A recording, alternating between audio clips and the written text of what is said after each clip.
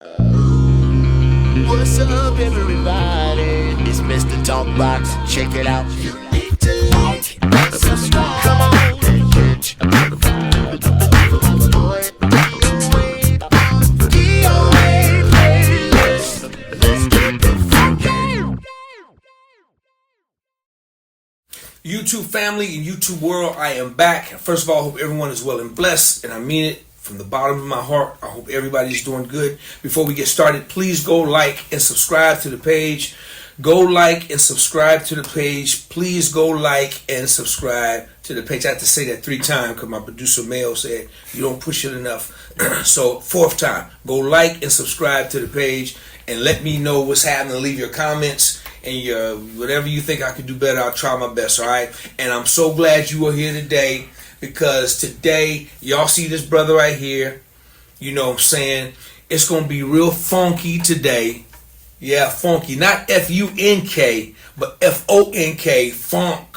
Like, because that means it's just stanky. It's just got doo-doo in it. It got the grease on it. And we're going to have that kind of conversation. I got a young living legend with me, one of the funkiest dudes and most talented brothers I ever met in my life. One of the funkiest guys on the planet. And so many people, the whole world knows what I'm saying is true. And I'm so glad he's here hanging out with me today. I've been trying to get him for a while. I got him. And I want you to show your love for my brother, the one, the only. This dude plays every instrument. He kills. He's a producer. He's an artist. He's allowed me to play on a couple of his records, which, you know, they real funky. F-O-N-K. Dig what I'm saying? Y'all show your love for the one and the only. My little brother, Mr. Bobby Sparks. Bobby Sparks. What's up, boy? What's up, dog? Man, you got a standing ovation over here, Doc. Can't stop clapping, man. Nah, man. Bobby, man, first of all, man, I want to thank you for being here, brother. I've been trying to hook this one up for a while, and I'm glad to see you. I'm glad you're here. I know you're busy. And, man, I have so much love and respect for you, man. It's not even funny, man. We go back over 20 plus years, and the first time I met you, man, I knew you were special, brother. When it came to your gift, man, your talent, dude, you're a surefire genius, and everybody that's listening to me knows what I'm saying is true, man. It's so good to see you, man. You looking amazing, bro. You looking healthy. You looking Thanks, healthy, man. You looking healthy, man. God is good, and man, how you been, little bro? How you been, man? I've been alright, man. You know, just, after 3 strokes, hell,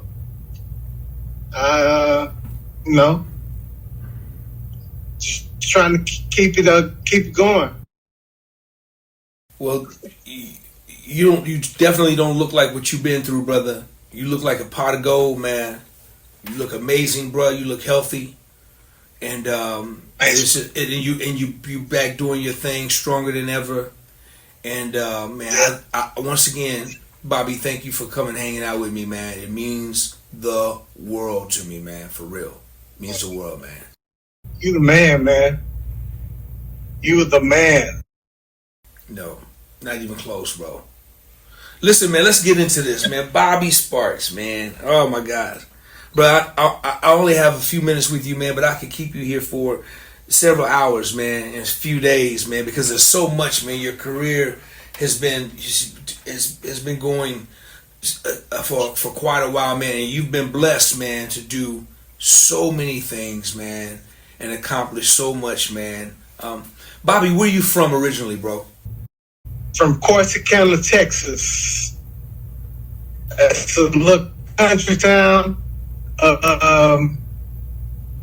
South of Dallas, an hour south of Dallas, and about three hours north of Houston on Highway 45. Wow, I've never even heard of. I can't even say it. What's it called, bro? Corsicana, Texas. Never We're known heard for of. football. We're known for football and the cake, some cake, Collins Street Bakery. I've never heard of that part of Texas, but I guess it's special, man, because they know how to raise some funk up in that motor scooter. Because if you come out of there, Bobby, man, Bobby, when did it all start for Bobby Sparks, man? Did it? Because Bobby, you play so many different instruments, man. You're a master of just so many different things. What instrument did it start on for you, and when? Well, it started with drums when I was, 2 or 3 years old, and then I got into keyboards when by 4 or 5, and then I started, messing around with, bass, some, a little bit after, like high school. So Bobby, did it start in the church for you? Yeah. Church was everything. And then my dad was a jazz musician, and my mom, she sung and played for the choir and directed the choir. And I had that, James Cleveland, and then Duke Ellington, the Count Basie, that stuff, And then around when I was 8, 9, I discovered Prince. And that was it. Lady Cab Driver and Irresistible Bitch. So that started. So when did you? So at this while this time, were you still living in the small town of Texas, or did you move to Dallas, or what? Okay, you were still there. Okay, I moved. I graduated in 1991. So then, I moved to Dallas after my when I graduated. So you moved to Dallas, man, and is that when like the professional side of the career really started to kind of kick in? Tell me a little bit about that, Bobby. So I was going to Eastfield College. I was studying jazz, and I was on the Kurt Bradshaw and Gary Freeman, and they were, they inspired me. They were the baddest. And then at the same time, I'm sorry. So I'm going back. I met Bernard Wright when I was like 14 or 15. And then, so I was hanging out with Bernard Wright during the same time as, I think Bernard, like around 80, 85, 86. He became my big brother. And then I was going to school and with Gary Freeman and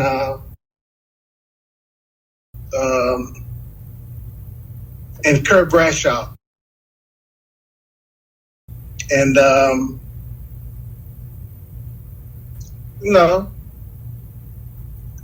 and then that kind of got it into the gospel scene. We had, I played for a group called I played drums for the Humble Hearts. And that was Kirk Franklin's group and Darryl Blair's group. uh, I was playing, played some gigs, and then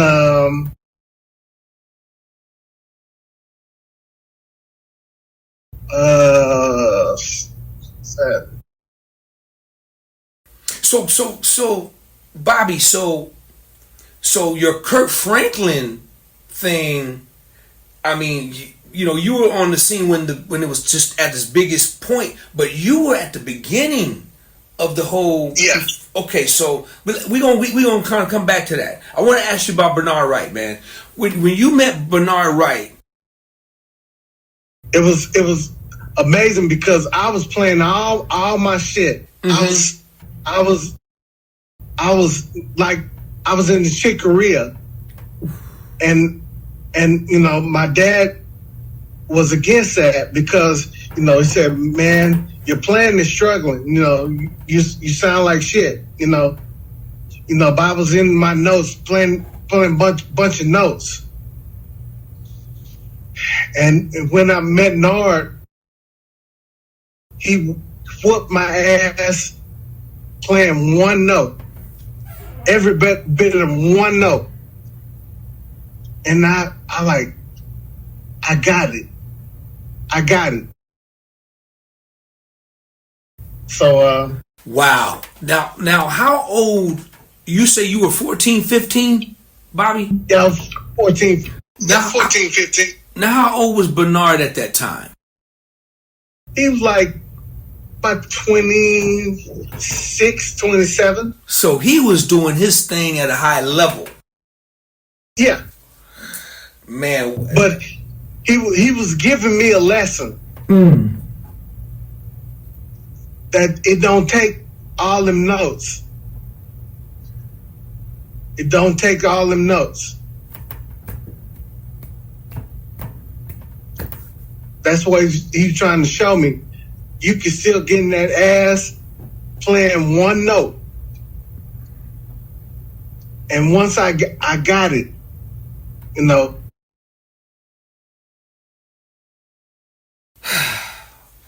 Man, Bobby, man, it's so much, bruh. It's just so much, man. And my mind is, as I'm listening to you talk, I want, there's so much I want to cover, and I know I can't cover everything.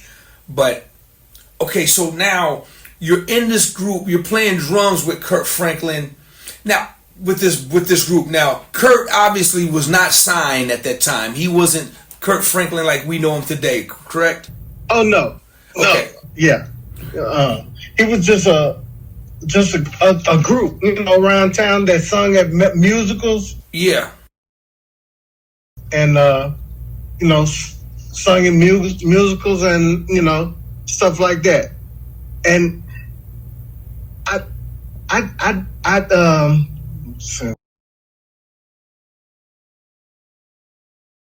so you know.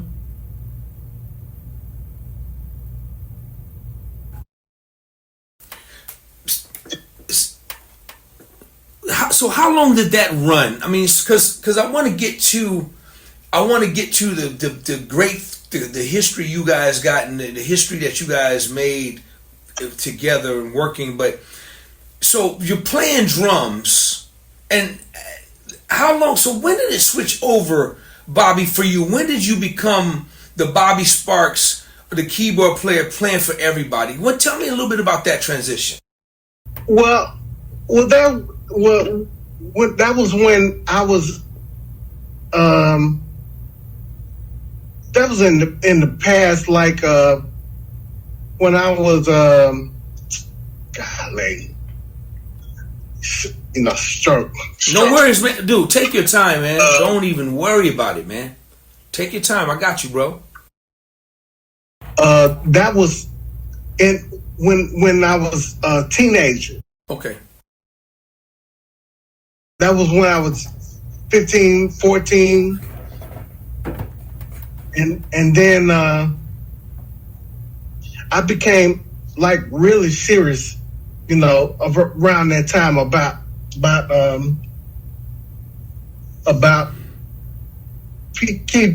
keyboards, you know.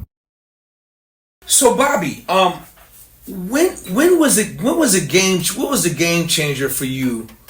I know you probably did a lot of local gigs in Dallas and played for many different people. But when was the game changer? I can't remember how old you were when I met you, but what was the break for you, man? That just put you to where like the whole world knows who you are right now as a musician. They know Bobby Sparks.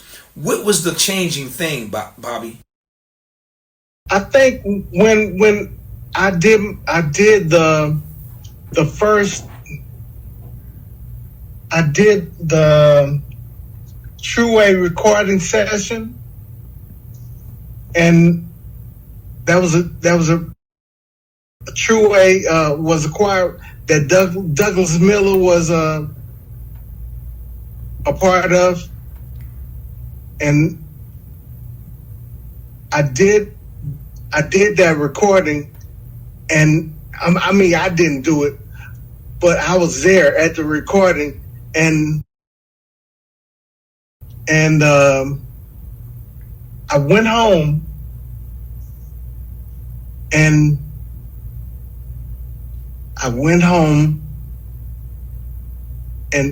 and recorded the whole thing on. I had an M1 and programmed the whole session. You know, and everybody like, dang, really?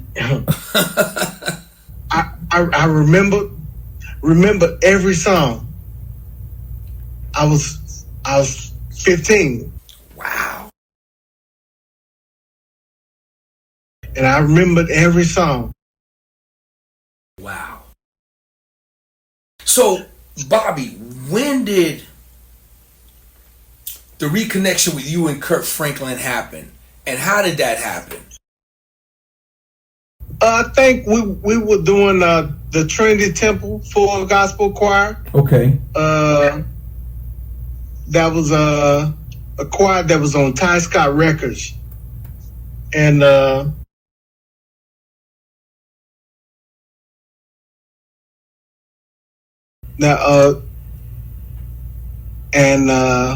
we went to Bobby Jones, did a lot of stuff during that time, and me and him were roommates during that time. And he was telling me about this group that he had that was just basically the family was just a group of friends that would be over. They would go over somebody's house and watch the football game, and they'd be cooking. Then at the end of the night, they end up around the piano. Stuff like that happened. It happened like years. It was years. Wow. So back in 92, like Kirk said, I want to record this because they've been doing it for 5 or 6 years. Right. So George Killingscale and Arthur Dyer, who is another one of my gospel heroes.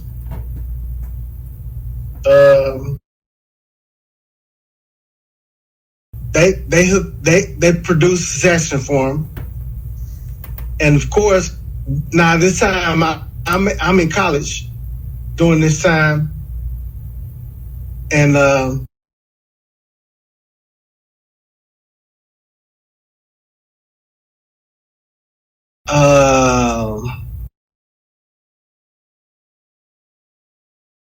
during this time I'm in college, and sometimes Kirk would come to our gig and hang out, and so the core of the band was me, Jerome Allen, and Eric Morgan. So mainly we were the rhythm section for these groups that were coming around, and Kirk would come to these things. He'd say, "Hey man, the record's finna come out. Be cool to have the same band." I said, I ain't doing nothing. So, I'm 18 years old at this point, my first time on the road, I've never,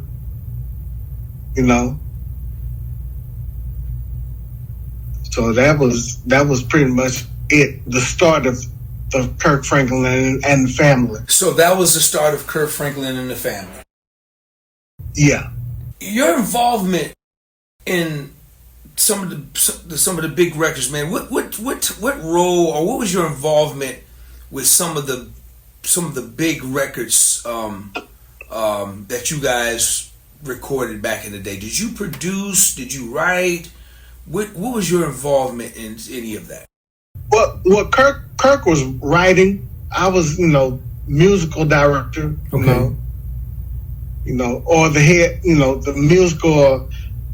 It really, because how we roll, we just bounce ideas off each other. It wasn't. We didn't have all that. We just musical. I know how to play keyboards. Jerome knew how to play bass. Eric knew how to play drums. Jerome Harmon knew how to play the organ. We didn't need that. Everybody was skilled. Brought what they brought to the table. Man, that was massive, man. It was a massive, band in that time, and you brought you brought the funk to the thing, man. Why are you so funky, man?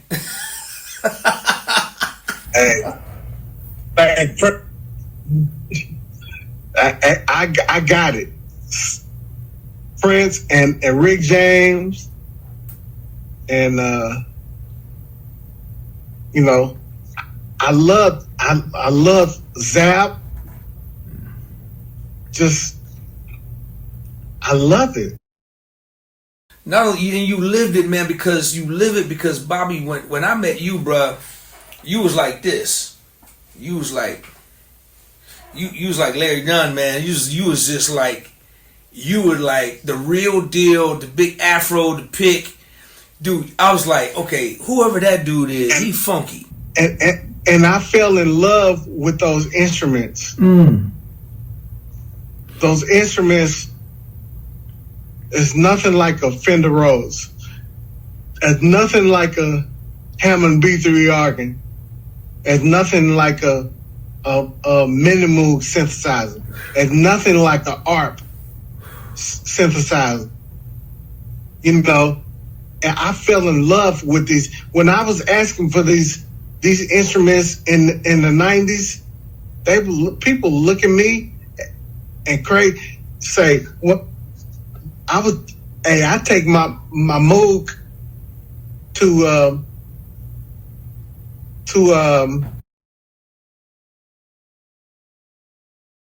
I was in San Diego, and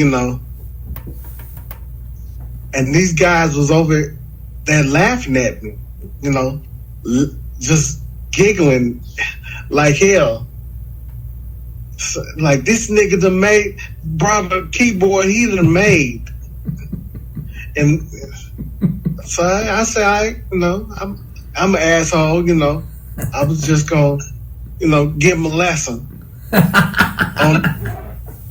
By the end of the night, I took that Minimoog and I made every sound. I mean, I had a crowd of people around me, and they was like, everybody's jumping up, screaming, like, what is this? Oh, just something I made. you know. Man, you always know you're a genius. You and Chucky Booker, man, you guys are a genius with creating sounds, man, and making sounds, man. Genius, bro. With Chucky was a big part of my development, you know, because Chucky had that younger style of Prince, you know, that younger, that I don't know how to explain it. Just a form of funk, right, that I gravitated to, you know. Bobby, man, No. I know you don't have a whole lot of time, man. Just talk a little bit about, if you want to talk a little bit about the ordeal you had, man, and what what God has brought you out of, man, because your testimony, man, is incredible, man. Yeah, man. I'm struggling through. I have aphasia, which is a 3 parts of my brain is totally fucked up because of I had 3 strokes, and it's been trying to get this out, and it's really hard, you know. That's why I'm, sounding like a, Man, you sound great, man. You sound great. We got you, man. We got you. Yeah. I know what you've been through, and man, just to have you here and just talking to you, man, and you looking amazing, man. I mean, dude, people's been praying for you, man, and praying over you, man, and man, we just blessed to have you here, brother. I mean, your legacy, man, at a young age, man, and you've influenced. You got a lot of musicians, man, that you've influenced. Talk a little bit about some of the cats around your area, man. You got a bunch of little brothers, man, that you beat them up, man, and you hard on them, and now you watching the offspring and their seeds just develop, man. You've been a big influence in so many people's lives, man. Yeah, my man Daniel Jones was my man, and I just lost Sean Martin from the same thing. He had a stroke,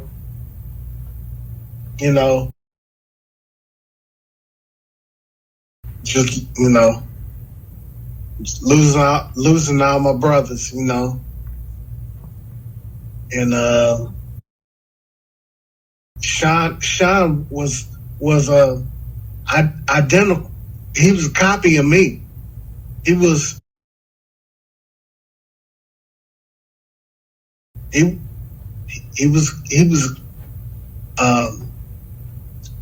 a bad nigga.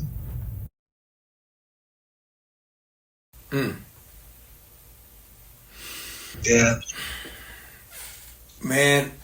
I so think, those and there's just there's so many young warriors, man, and soldiers you raised, man, that you got out there, and man, and they all give you credit, man. They talk about you, man. If it wasn't for Bobby Sparks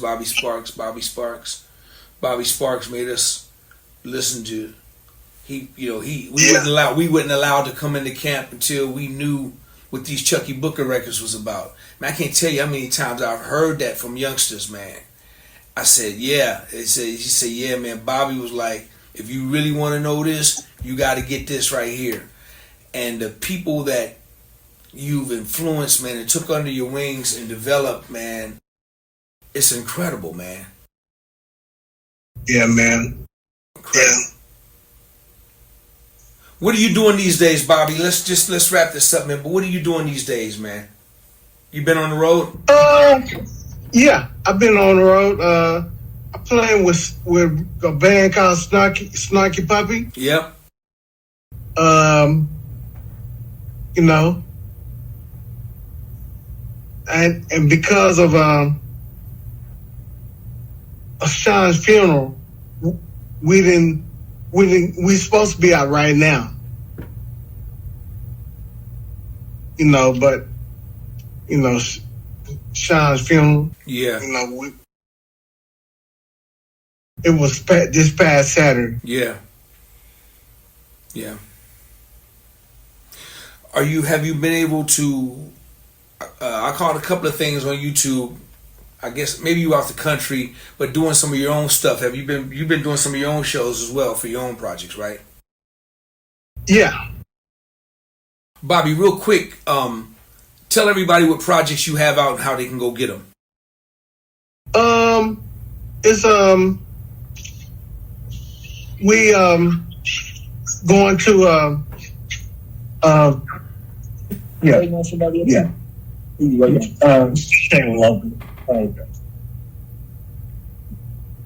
Okay. You back? No worries. What was that last? So just tell everybody the title of your records, man, and where they can go get them.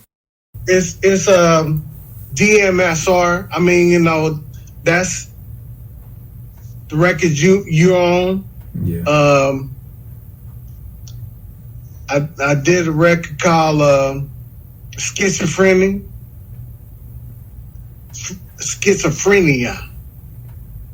That was my first record. First record, right? And the second record was Paranoia. Paranoia. You know. Is it and it's available? Where's the record? Is it available on all digital outlets and Spotify and every place they can go get it? Yeah. Cool. Y'all go check out my brother's music. He's incredible. He's a miracle that you see on the screen. He's a miracle, man. I'm talking about, we're watching a miracle right now. God saved his life, which letting me know that he's got way more stuff to do. Even though he's done everything that you could possibly, that anybody could imagine at his young age, this brother has been successful and has done everything. And he's still here and with us, man. And Bobby, man, you know I love you to death, man. You know that, brother. I love you too, dog. You know that, man. Man. You man, dog. Man, I got so much love for you, man. Just your geniusness, man, is just incredible, man. I don't know, man. You say Prince, but don't leave out George. You Prince, you George Clinton. Man, you slide. Yeah, George. You slide. George Clinton. You slide. You all that. You Ohio players. You all of that. That's right. That's right. And man, you country as hell too. That's what I love about you. George Duke. Oh, of course, man. Johnny Guitar Watson. Oh, come on, man. Man. Bobby, real quick before I let you go, I'm gonna do keyboard players. You got 4 keyboard players, man, that you're gonna put on Mount Rushmore, your all-time favorites. You got 4 keyboard players. What 4 keyboard players will that be? Herbie Hancock, George Duke, Joe Zawinul, and probably Bud Powell. So you got a whole just diverse thing going there, man. But all of it is like you know, you wrap it all into one. And I'm gonna add mine on there, man. I'm gonna put Bobby Sparks on there. It's gonna be my thumb, man. Cause you know, between you and Chucky Booker, man, don't get no funkier than that right there, sir. It gets no funkier, man. So, man, listen, man. I appreciate you taking time out, man, of your schedule. Brother, I enjoyed this conversation piece. You sharing, you know, what you've been going through, and you know, and what you're still going through, and you just keep fighting, man. Because, brother, just to look at you, man, couldn't even tell, brother. Couldn't even tell, man. Yeah. Couldn't even tell, man. So, listen, man, I hope to see you soon, man. And in fact, I'm going to be coming out that way. I'll let you know. I'll let you know soon. All right. Okay. I don't know if you'll be around, but when I get there, I'll let you know, man. But listen, y'all, do me a favor. Go like, subscribe to the page, leave your comments, tell me what I can do better. You know, be easy on me. Don't hurt my feelings now. Y'all be nice. Niceties. But go like and subscribe to the page. And I want y'all to show your love right here for my dear, beautiful brother, man. None other than the one and the only. One of the funkiest dudes, the greasiest dudes, the most country dude. Because he country, y'all. He country like me. See, that's what I'm saying. I'm country. That's why I love you so much, because he country, and we both knew what that country was when we I show up to a gig with just a clavinet. He's worked with everybody in the world, y'all. Go do a Wikipedia search or Google this man to really get to know who he is. All right, y'all show your love for my dear, beautiful brother, Mr. Bobby Sparks. Bobby, thank you, man. Yeah, man. So much love for you, dog. All right, dog. Appreciate you, man. Yeah, man. DOA, let's get the